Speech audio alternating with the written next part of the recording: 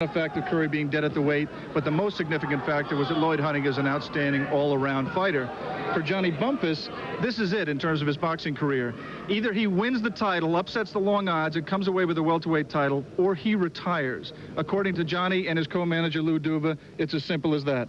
It will be 15 rounds for the IBF version of the World Welterweight Championship. It is close to 10 o'clock p.m. here in London, still afternoon there in the United States, as inside the Wembley Conference Center, right next to historic Wembley Stadium, we prepare for this World Welterweight Championship fight between Lloyd Honeyghan of England and challenger Johnny Bumphus of the United States. Hello again, I'm Jim Lampley, and first of all, one piece of business. There are 3 self-appointed governing bodies in boxing. When Lloyd Honeyghan defeated Donald Curry last September, he won all 3 versions of the World Welterweight Championship. But since that time, Honeyghan has relinquished his WBA welterweight title, he says, because that organization sanctions bouts involving South African fighters. So tonight, because of a jurisdictional dispute, only the IBF World Championship is at stake. Even if Honeyghan were to lose, he would still be the WBC World Welterweight Champion. For more on that, our boxing expert, Alex Wallow. And Alex, what do you make of all that? Well, Jim, it's hard to imagine a more ludicrous situation than the WBC champion meeting the #1 rated WBC challenger and the WBC refusing to recognize the fight. When you put aside all the crazy politics, the facts really are very, very simple. Lloyd Honeyghan beat Donald Curry for the undisputed welterweight championship of the world. And in my opinion, unless somebody beats him in the ring, Lloyd Honeyghan should be recognized as the world welterweight champion. Now, the challenger, Johnny Bumphus of the United States, now living in Mount Laurel, New Jersey, enters the ring right there. 29 wins, 1 loss, 7 straight wins as a welterweight. He was once the WBA junior welterweight champion of the world. He is given little chance in the press and among ringsiders here of defeating the new champion, Lloyd Honeyghan, who is 26-0 and making his way into the ring right now. An important fight, as you pointed out earlier, Alex, for Johnny Bumphus. Yeah, and the important thing to remember about the statistics that you just saw in terms of Johnny Bumphus's record, he has 20 knockouts in 30 fights, but he is not a puncher. That statistic in terms of knockouts speaks more about the quality of the opposition than about his power. He says that he's settled down now more. He's gone through a conditioning program with Tim Hallmark in Houston, that same program that Evander Holyfield used when he won the title. He says he's stronger. He says he's going to plan himself better. He says he will show power tonight. This is the first chance Englishmen have had to root for their new welterweight champion, Lloyd Honeyghan, and they are going to cut their lungs loose right now as Honeyghan makes his way into the ring. Born in Jamaica, now lives in Bermondsey, right on the south edge of London. You see him being preceded into the ring there by his manager, Mickey Duff, and Honeyghan cuts quite a figure in this sequined robe and sequined shorts.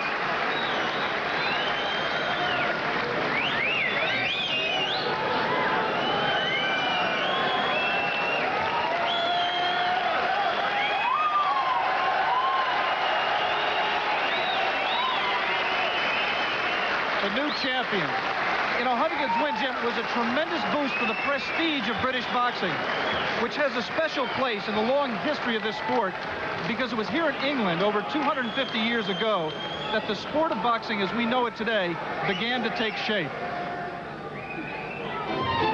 Early in the 18th century, a famous swordsman from Oxfordshire, James Figg, took an interest in organizing bare-knuckle boxing. His business card advertised him as the master of the noble science of defense. But at the time, there was nothing scientific about the sport. In 1719, James Figg opened the first Academy of Boxing on this intersection in London. And a year later, he overcame the challenge of a Gravesend pipefitter named Ned Sutton to become boxing's first champion. The sport grew in popularity over the next century until 1824, when the resounding success of the first grandstand show demonstrated boxing's hold on the British public. But despite several sets of rules, boxing still involved considerable mayhem. Kicking, biting, and gouging were banned, but everything else was allowed. Until 1865, when John Sholto Douglas, the 8th Marquess of Queensberry, drew up his famous Rules of Boxing, which laid the groundwork for the sport's modern era. The gentleman, the Queen. The Queen! Today, the English version of boxing retains a special flavor. From the black tie shows conducted by the National Sporting Club to the gymnasiums, which are often found a floor above the local public house. The gym usually takes the name of the pub, with this one, the Royal Oak in East London, one of the most famous.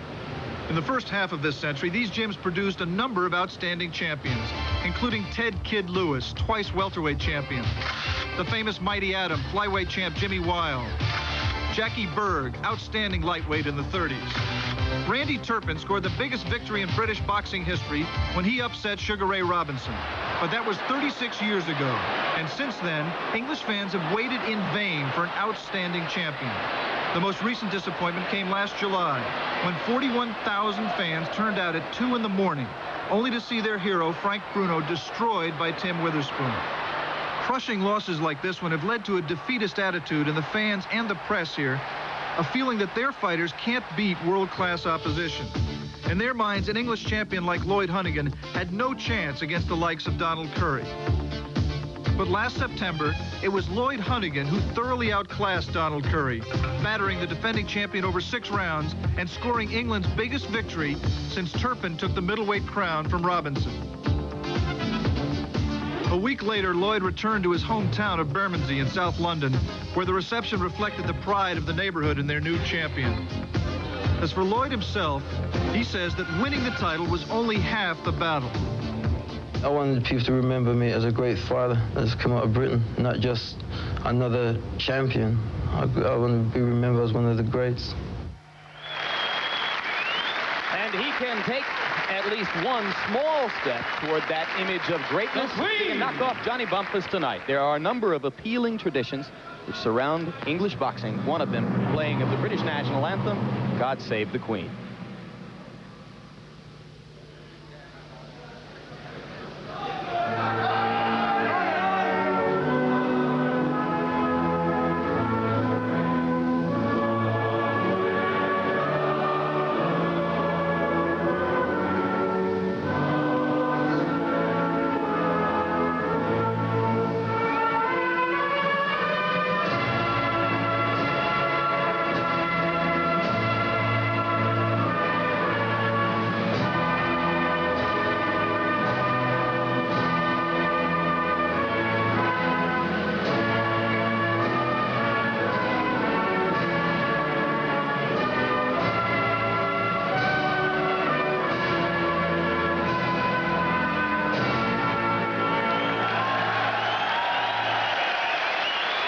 So now the ring will begin to clear out. The fighters will receive their instructions, and we get ready for this IBF World Welterweight Championship fight as you get a good look at Bumphus in his corner. Alex Wallo.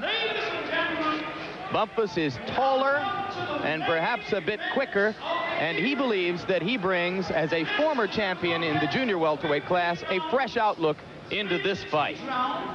To decide the When I lost my junior welterweight title, I had lost, a lot. I lost a lot mentally, and I wasn't putting out 100% like I know that I'm able to. I didn't really start trying to become the fighter that I once was until about the Stalling fight, and then I still didn't give 100% in that fight, but now I'm back on the road, and this will be my second world title, and I'm going to win it.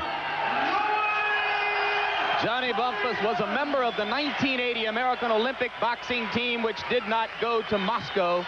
He has had an, at sometimes, outstanding professional career, but this, as Alex Wallo pointed out earlier, a crossroads fight for him against a fighter who really stunned the world with his dominating victory over Curry last September, and now must be taken in every way seriously as an outstanding champion. The tale of the tape shows that Bumphus is taller. We have in the past thought of him at times as a 6-foot fighter, but our measurement found him at 5 feet 11 and 1/4 inches tall, about a 3-inch reach advantage over Honeyghan. That is somewhat less than we might have expected based on just the way Bumphus looks in the ring. He is tall, and he is, of course, a southpaw, will occasionally switch to a conventional stance. Honeyghan starts out as a right-handed fighter and will sometimes switch to a southpaw stance. Very quickly, Alex, before the rules which govern this fight, how do you see the strategy on both sides? Well, when you get a chance to see Honeyghan, if you haven't seen him before, he doesn't do any one thing spectacularly well, but he does everything very well. He's got good power, he's got good speed, he's got all the punches, and right now he's got tremendous confidence that comes with the title. He is especially fit and well conditioned. Johnny Bumphus, the question marks about Johnny. He has a good snapping right jab, he has good movement. He has not in the past showed the chin nor the stamina to do, in my opinion, what's necessary to win this fight. It is just hard to make a case for him. IBF rule, scoring by 3 judges on a 10-point must system. The referee does not score. No 3 knockdown rule, no standing 8 counts. You might expect here in London a bit of a home court advantage for Honeyghan, but because the British Boxing Board of Control does not recognize the IBF, 2 of the 3 judges are American, the 3rd is from Denmark, and the referee is Big Sam Williams out of Detroit. It is 15 rounds for one of the 3 versions of the World Welterweight Championship. They came out before the bell there, Jim. Good right hand by Lloyd Honeyghan right off the bat. You saw the staring contest before during the referee's instructions. Honeyghan is not someone who can be intimidated. Another good right hand by Honeyghan. He came out very aggressively against Donald Curry and simply did not let Curry get off in the first round, but hinted to us yesterday, Alex, that he might be a little bit more cautious in the first round here to see what Bumphus wanted to do. Yeah, Lloyd thought he had Donald Curry totally figured out when he went in, and in fact he showed that he did. He's not quite so sure about how Johnny Bumphus is going to fight. Lou Duva told us yesterday, the trainer of Johnny Bumphus, that he thinks Johnny's best chance is to come out and take his best shot when Johnny is fresh. He acknowledges that Johnny's stamina is not the best in the world, and he thinks he has to go out and try to win the title early.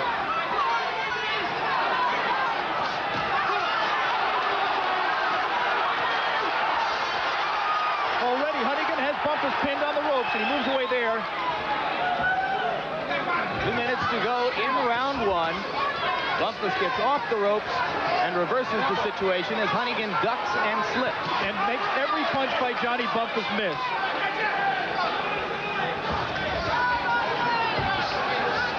Again, Bumphus missing every punch of that 5-punch combination.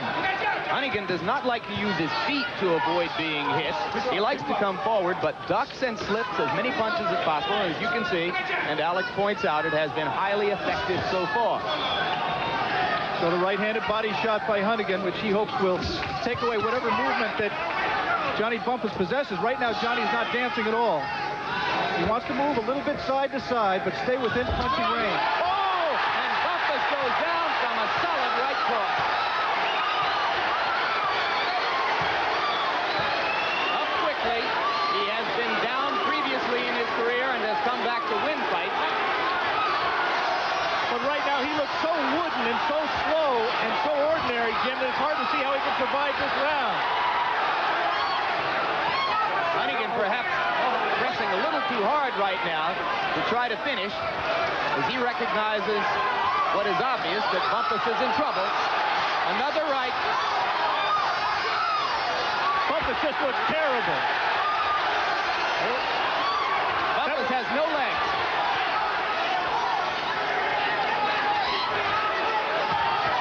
Honeyghan should be going to the body here to open him up. Bumphus holding his hands up in a desperate attempt to try to survive.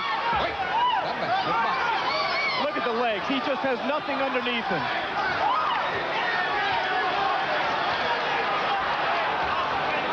We are coming to the end of a round, and this will be a welcome relief for a Johnny Bumphus who has been in big trouble for the last minute and a half. Honeyghan trying to land, and the bell. We're back at the Wembley Conference Center where Johnny Bumphus and Lloyd Honeyghan left their corners just as the bell sounded to begin round 2. And Bumphus was dumped once again. Lou Duva jumped into the ring to protest that Honeyghan had gotten off too early. There you can see Honeyghan all the way across the ring. Honeyghan was across the ring early. Lou Duva was still in, but Honeyghan was over there before the bell had rung. Sam Williams is deducting a point from Honeyghan for doing that. And the bell rings again, the second time in round 2. So round 2 begins again. A point has been deducted from Lloyd Honeyghan on all 3 cards, but the damage has been done. Johnny Bumphus in serious trouble as Honeyghan bores in. And that's it. There's no standing 8 count. This fight is over. Bumphus and Duva going after plead their case. The fight is over, and it's a good thing it is, because Johnny Bumphus' condition from the first punch that landed by Bumphus was pathetic. He just was in no condition to be in this ring. He had no chin and he had no legs, and it's a good thing the referee stopped the fight. And you saw the sheer aggressiveness which helped carry Honeyghan to his big victory over Curry. It was there once again tonight. Yeah, but that was nonsense what he pulled at the start of the second round. He didn't have to do that. He was winning the fight. He was clearly in command of the fight. It was a cheap stunt by Lloyd Honeyghan to run across the ring. As he left himself open to the possibility of disqualification. Excuse me, ref, please. He did, but there's no referee in the world that would disqualify him here in that case. What about the IBF? Decision. You stopped it. No, in my opinion, it would not be reviewed by the IBF and overturned. If you're going to disqualify him, you have to disqualify him on the spot. Now let's take another look at what happened. What you can't tell here, Jim, is when the bell rings. That's the crucial thing. Is it a matter of Lou Duva leading late, or there's the bell there. Okay, Lloyd Honeyghan was halfway across the ring when the bell rang. Lou Duva was definitely late getting out of the ring. Sam Williams, who is an inexperienced referee, has only refereed 4 world title fights, had lost control of the fight at that time. It's a little bit unfair to say that because he was concentrating on getting Lou Duva out of the ring, I believe. He had turned his back on Lloyd Honeyghan in an effort to get Lou Duva out of the ring. And Honeyghan, ironically, is carrying the WBC belt around the ring. Now watch this. That was a nothing right hand that Johnny Bumphus just staggered back. There's a solid left hook. And shortly you'll see Sam Williams come in and stop this fight. All right, so Lloyd Honeyghan, it appears for certain, has retained the IBF and, of course, will continue to retain the WBC portions of the World Welterweight Championship. We will be coming back to the Wembley Conference Center, hopefully for interviews with both of the two combatants. We'll also be going back to San Diego for more indoor track and field when Wide World of Sports continues right after these upcoming messages. There again, Lloyd Honeyghan. Lloyd Honeyghan has retained his welterweight championship. Alex Wallow's with him right now. Alex. Lloyd, there were people who said when you beat Donald Curry that he was dead at the weight. People here are going to say that Johnny Bumphus was in no condition to be in the ring. Do you think that you satisfy critics with a performance like this? Man, I satisfy everybody because they all been saying Lloyd Honeyghan was a fluke with Donald Curry. I want to show the people I'm for real. I'm for real, man. I said on the air when you came across the ring that you were winning the fight so easily that was unnecessary, that you should have just stayed and come out when the referee... I know the bell rang. The bell definitely rang. The bell, I heard the We're going to look at it right now. The bell did ring. We're going to watch it right here, Lloyd. You're not going to be able to hear it, unfortunately. Well, I can't. Mickey Duff is the manager of Lloyd Honeyghan, whose voice you also hear here. Lou Duva is definitely late getting out of the ring. And the referee, Sam Williams, was just stayed in the corner there. Didn't come out until he saw. He was just stayed in the corner. They didn't hear the bell. I did. I heard it. I heard it. I saw he was taking his time to come out of the ring. He was taking his time to come out of the ring. And his manager was distracting by coming out. He was looking. He was too slow. And I saw it. And I take my advantage of the situation. Where do you go from here, Lloyd? Who do you want next? Mark Breland was at ringside. Anybody. Mark Breland know how I feel. After I beat Donald Curry and I came out the ring, I was in my changing room and I came out.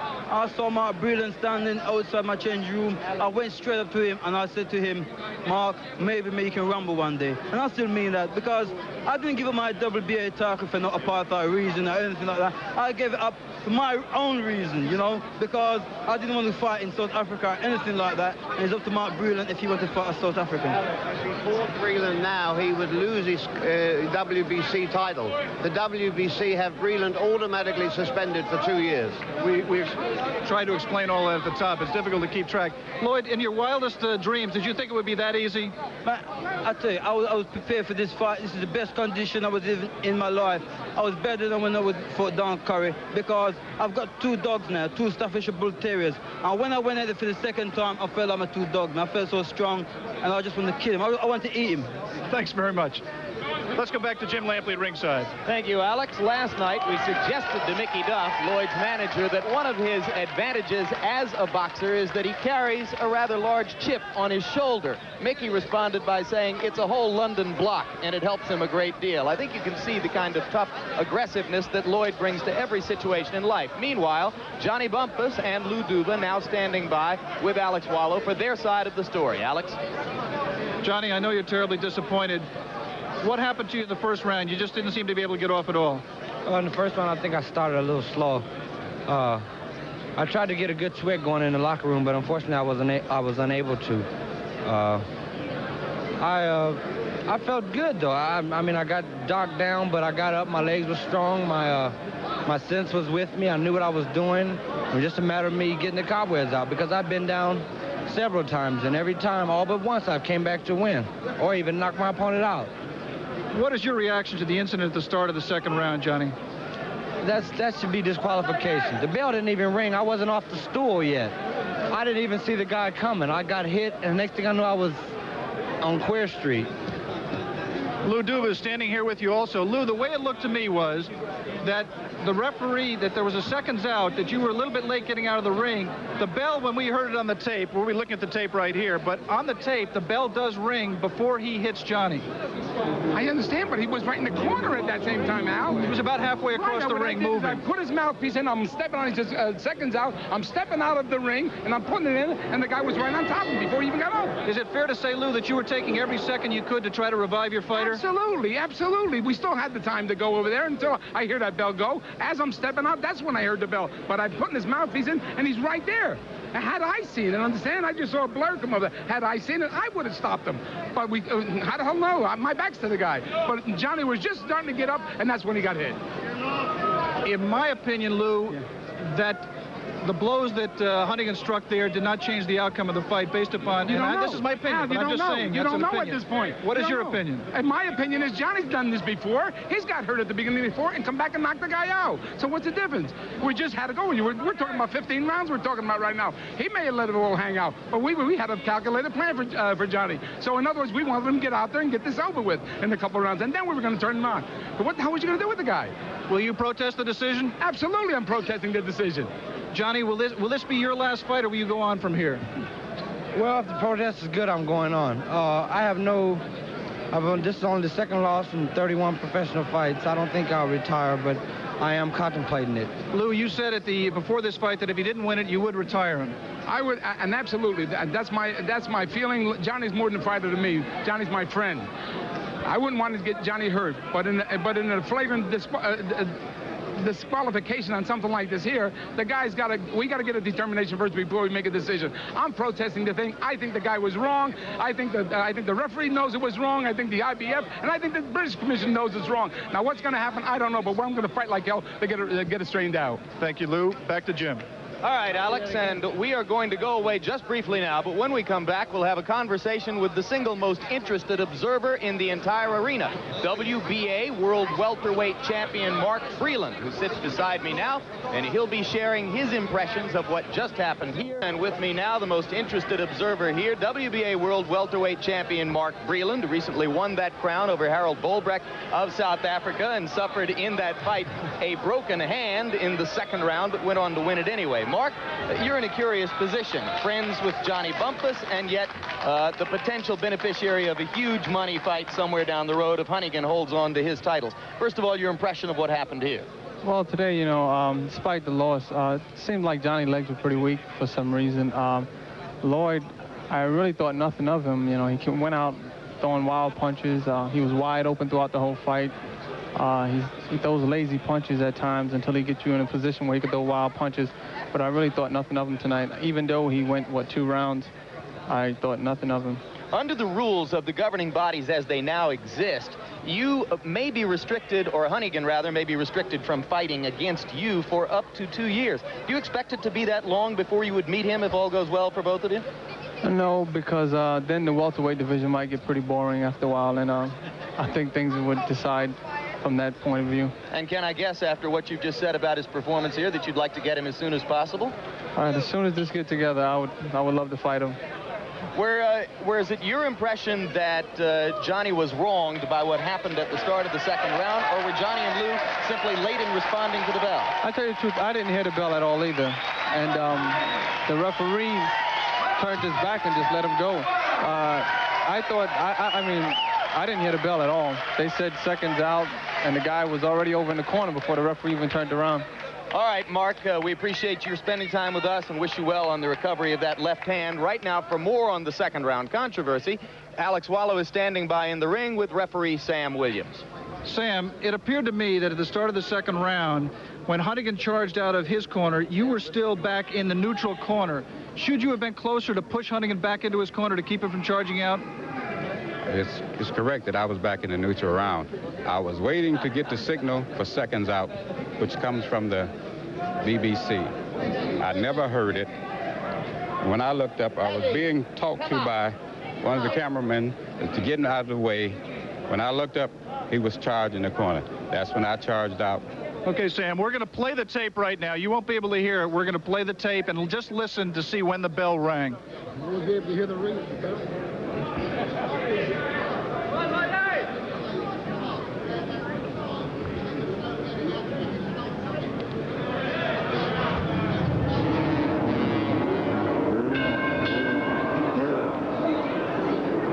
Sam, the bell clearly rang before the punch, but also Honeyghan was more than halfway across the ring at that point and charging. That's correct. That's why I took the point from him, for being over in the corner before the seconds out was given. Did you ever consider disqualifying him, Sam? Not seriously, no. Thank you very much. Walter Stone is the IBF International Boxing Federation representative, supervisor of this fight. Has anybody informally lodged a protest or with you yet, Walter? Yes, the Duva camp has already lodged a protest verbally. I told them to put it in writing. There are three situations that arise here. Number one, whether Honeyghan was at least across the marginal 50% line when he charged him. That's clear. I thought the referee was totally correct in taking away a point for that. The second point that the Duva people have raised is that the blow was so severe that Bumphus never had a chance to recover. Now, that's a discretionary issue that the IBF have to decide, and whether or not they set aside the decision or whatever else. And then there's a third decision. Even if that is true, the referee may have decided in his own judgment that Honeyghan so outclassed him in terms of his ability that it was so one-sided he needed to stop it. So you can't necessarily say that that one blow in and of itself was the reason for stopping the fight. Thank you very much, Walter. Back to Jim Lampley. Certainly that last conclusion would appear to be valid regardless of what other judgments are to be made here. Honeyghan completely outclassed Johnny Bumphus from the very beginning of the fight. So that wraps up the story here from the Wembley Conference Center in London. And now let's take you back stateside for more on... When we interviewed him live here, he couldn't wait to take on Lloyd Honeyghan.